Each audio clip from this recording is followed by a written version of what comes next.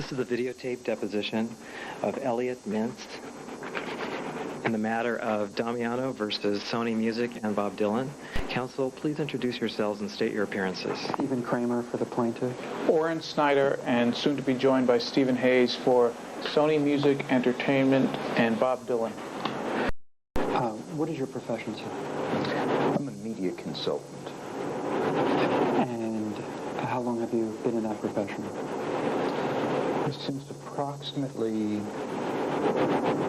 give or take, since 1975, 76.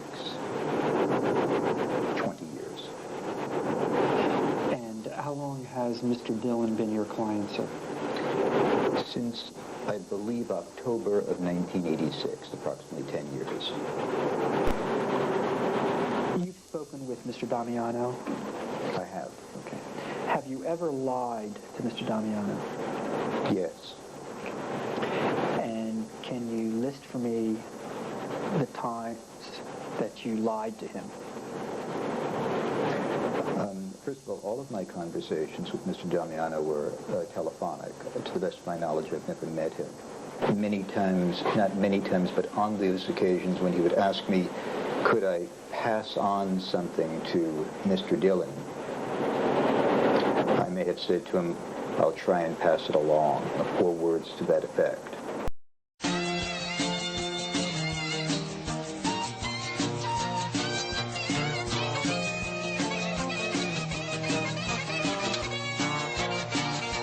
He just grabbed it out of his hand and started to read the song for him.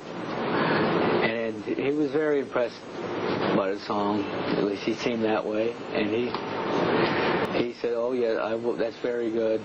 He loves it. And he will make sure he swore to us. When you say swore to us, did he use those words, I swear to you? Oh, he promised. He promised us. Mm-hmm. And did you... I was totally convinced that he was going to give the songs to Bob. Mm-hmm.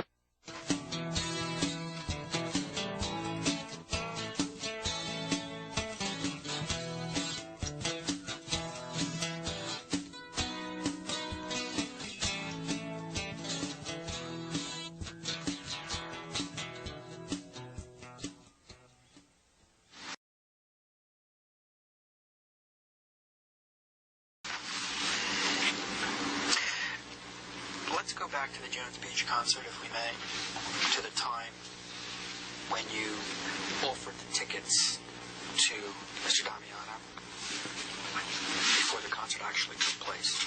Okay.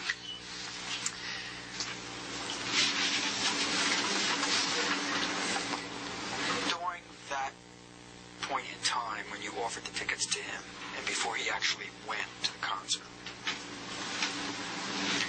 did you ever say to him or suggest to him that maybe he should bring some of his songs with him? No, I did not. Do you deny saying that, or is it you just don't recall one way or the other? I deny suggesting to Jim that he bring songs along with him. I did, however, concur with him when he asked me, do you think I should bring my songs with me? I said, sure, why not? What could it hurt? More questions. Okay. So we can end the inconvenience for you. You said you met Mikey Harris through her son Duke. No, I met Mikey Harris first at Tony Tiller's house at a party. That's when I met. No, I met Mikey Harris first at Tony Tiller's house at a party. That's when I met Mikey Harris. Hello? Mikey? Yes. Hi. How you doing? Jim, how are you?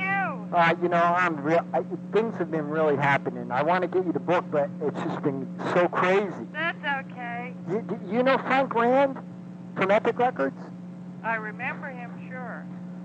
Long time ago. Let me ask you a question. Would you work with me as an artist if I was working with Frank Rand?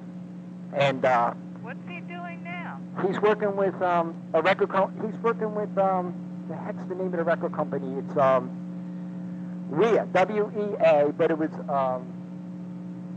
you know WEA, right? Right. Warner Electric and Atlantic. And he's working with did you ever hear of Eric Burden? Pardon me? Eric Burden and the Animals? Yeah, a long time ago, yes. Yeah. he's working. Well, he just got done doing a project with Eric Burden, and I have a chance. Now, you know I'm a very easy artist to work with, right?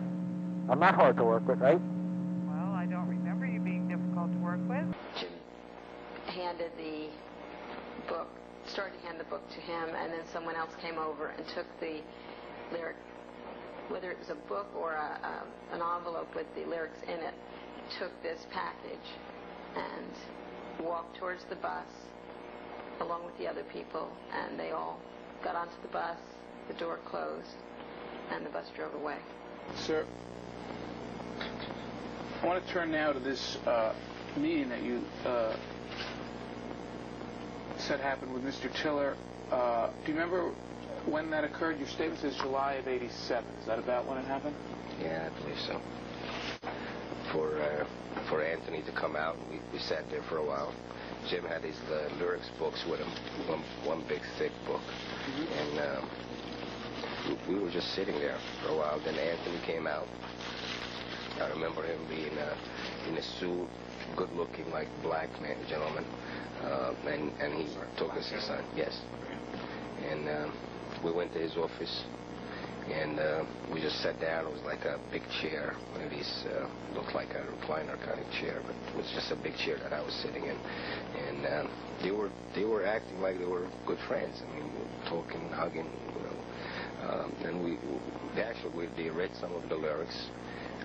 He had Jim's book in his desk, and he was reading through it. Jim was pointing out certain lyrics to him, and they were talking and talking. Then we got into the conversation about recording this my cousin Joanne tape, and I just wanted to get some feedback from Anthony based on his position in this company, what he believes that anything could happen with this if we produce it. And the feedback I got is absolutely yes. That we got into the bottom. Does he read? Is he getting James Damiano's lyrics? And I remember the answer, yes. He's been reading his lyrics, and I even remember recalling Anthony bringing up Bruce Springsteen's name. And I was just like from nowhere. I never heard that before, but it just came up that Jim's lyrics was also given to Bruce Springsteen, which I knew who that was. And I remember leaving this meeting with a very good feeling. Okay, I was convinced by Anthony if I produce this record, if I pay for it, that it could end up being a very big hit. Okay, sir. And that's basically what happened at the meeting? That's basically it. I left there with very good vibes. And if you could tell us what the office looked like in a little more detail. Were there records on the wall? Were there were records in the lobby. I know that. There were a bunch of records in the lobby. I was only in that building that one. Can you list for me, sir, what other songwriters, other than Mr. Damiano, whose material you had on any shelf in your office while employed either by CBS or Sony? Songwriters. Do the Gershwins count? Appreciation, anything. Tokens of appreciation. Or gifts, anything that you can think of. None that I can recall, but if I did it as a friend to a friend, because I considered Jim a very good friend. And I occasionally give my friends things as my friends give me things. Okay. And do you recall, let me try to refresh your recollection, if I may. I deny suggesting to Jim that he bring songs along with him. I did, however, concur with him when he asked me, do you think I should bring my songs with me? I said, sure, why not? What could it hurt?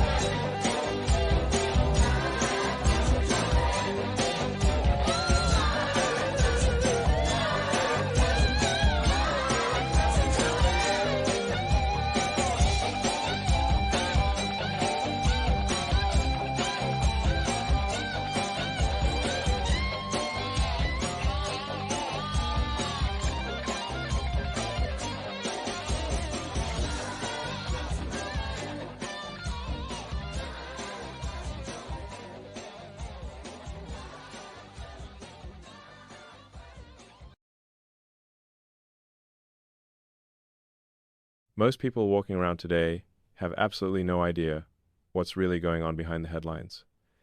For decades, the pathway to public opinion was controlled by a handful of gatekeepers: major newspapers, television networks, established magazines. If you wanted to reach millions of people with your message, you had to go through them, and they decided what was newsworthy, what was credible, what deserved attention, and what deserved to be ignored. That gave them extraordinary power, not just to inform, but to shape, to decide which stories lived and which stories died, to determine what questions got asked and what questions never even entered the conversation, except now they couldn't, not completely. Call that? Can I object? And was this something that was turned over to us, a transcript that you're reading from? It's not a tape, Mr. Snyder. Was it a note of a conversation that your client gave to you? Yes. Deposition's over. We're leaving. We're leaving. Let's go. We're leaving. Cover my notes. The client's been turning over documents late. Mr. Snyder, we just found out documents were destroyed.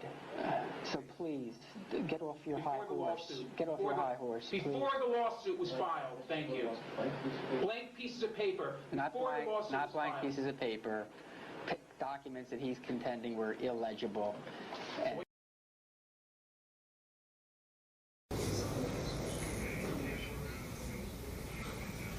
Do you think of yourself primarily as a singer or as a poet?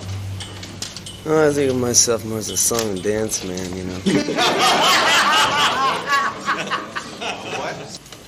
The criticism that you've received for more or less leaving folk music for folk rock hasn't seemed to bother you very much. Do you think you'll stick with folk rock, or are you going on into more writing? I don't play folk rock. What would you call your music? I would call it,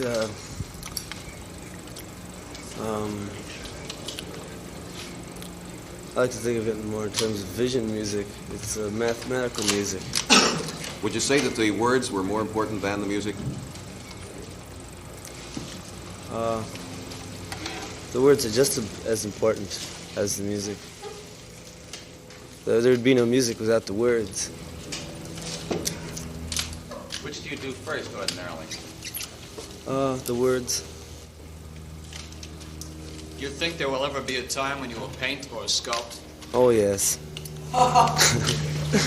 Oh, sure. Do you think there'll ever be a time when you'll be hung as a thief?